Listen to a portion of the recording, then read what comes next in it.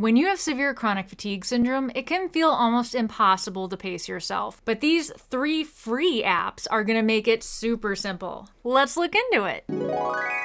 Hey survivors! So if you watched my other videos, you may have noticed I originally had the DFG watch, which I really liked, and it pooped out after about 6 months. And they don't make it anymore. Yay.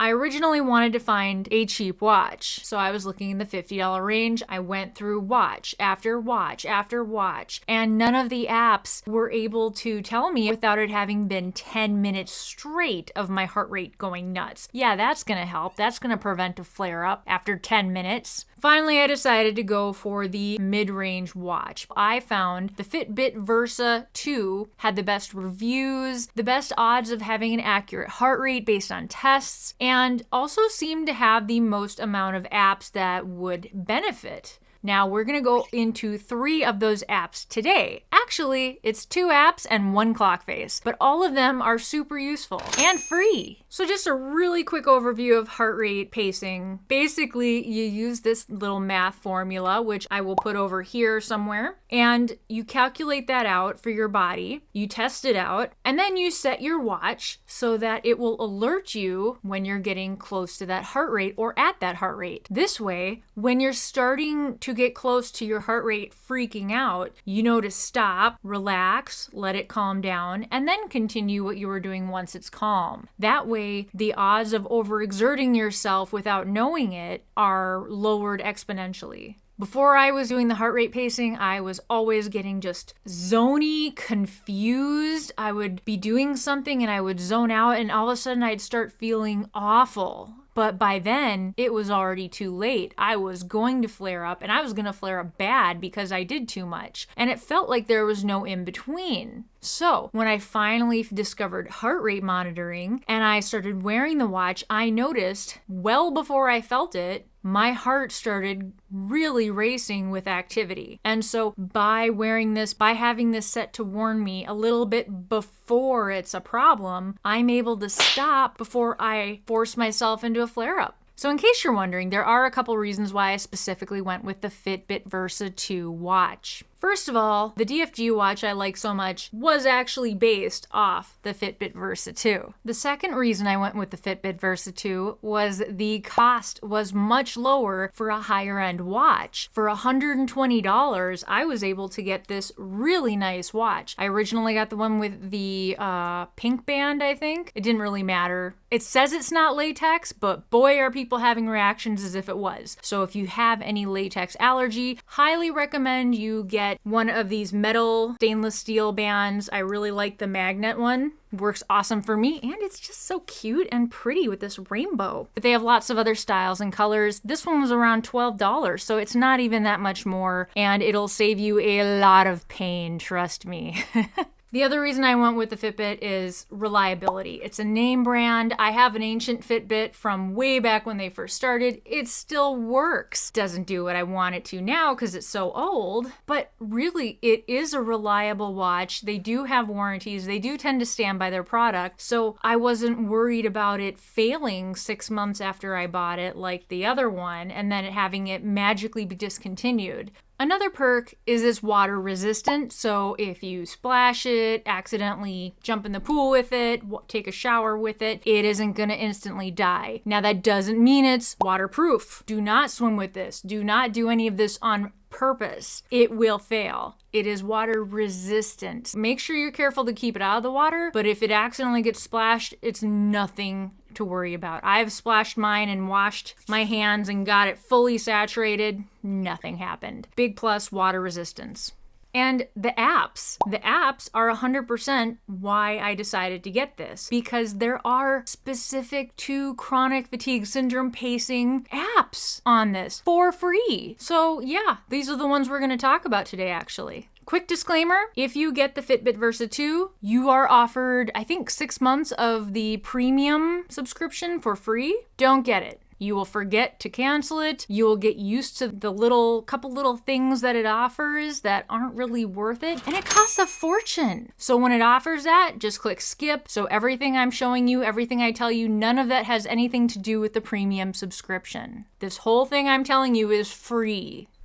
except for the watch. All right, so the first free app I want to go into for the Fitbit Versa 2, yes, you do need the Fitbit Versa 2. It has to be that model specifically. The other models have issues with accuracy with the heart rate, so make sure you get that specific model. The first app is actually a Clockface and not an app, but it does involve an app. So this app is called the Stats and Med ID. And it's done by Jason Olson. So what you're gonna do is you're gonna go onto the app store for Fitbit. After you get your watch all set up, you are going to go into Clockfaces and you are going to search. And you can either search by Jason Olson or you can search by Stats and Med ID.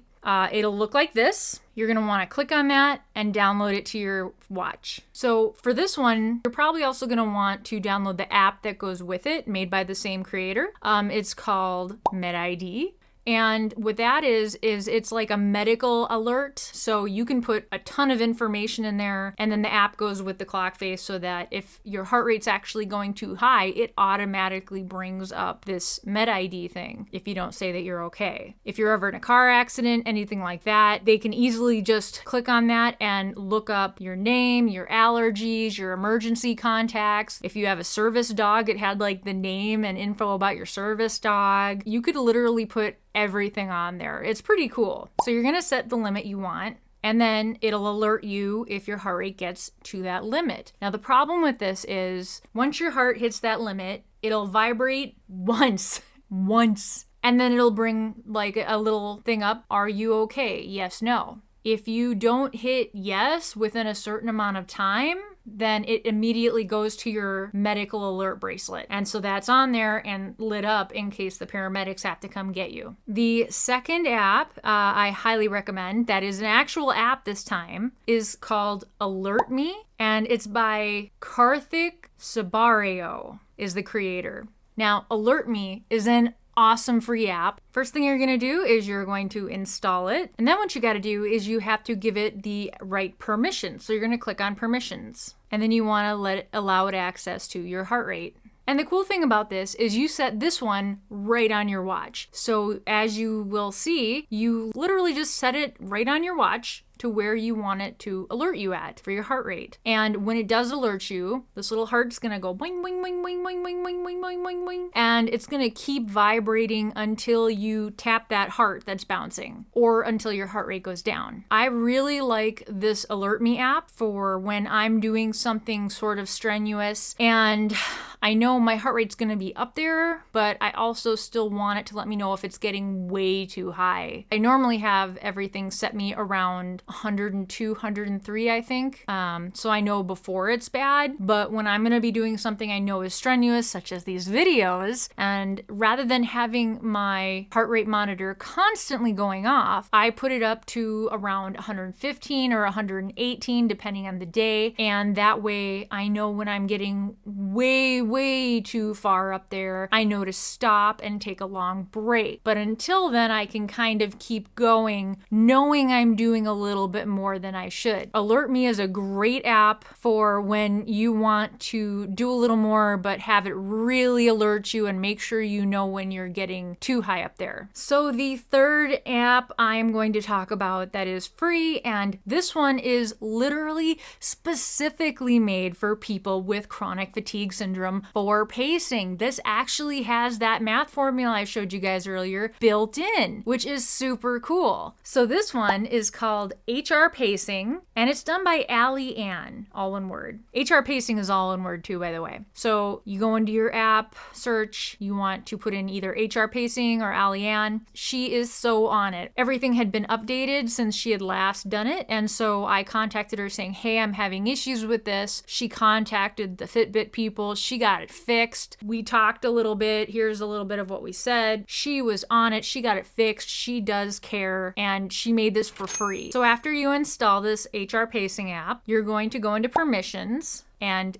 as usual, select all to be approved. But for this one, you then want to go into the settings next. So on the very bottom, you'll see anaerobic threshold tolerance. This is part of that math equation that we talked about. And so for me, since I like to be warned a little early before it hits that, I have mine personally set at the halfway mark. About 0.55 is what I've found to be the best. Now, going up to the middle section, you want to turn on the alert by custom heart rate option. This is for those of you that you've kind of figured out where you feel the best at stopping and being alerted by paying attention to your heart rate for a while. So for me, I need mine a little less than the actual number that comes out with the math equation for me. So I set mine either around 100 to 103. That way it alerts me sooner than later and I'm able to stop what I'm doing or finish what I'm doing without getting to my actual anaerobic threshold, which is what I prefer and what works for me. If you do not set this custom max heart rate, it's just going to use the math equation version. It's just going to use your actual anaerobic threshold. You have it, you turn the app on. When it alerts you, when your heart rate either gets to the math equation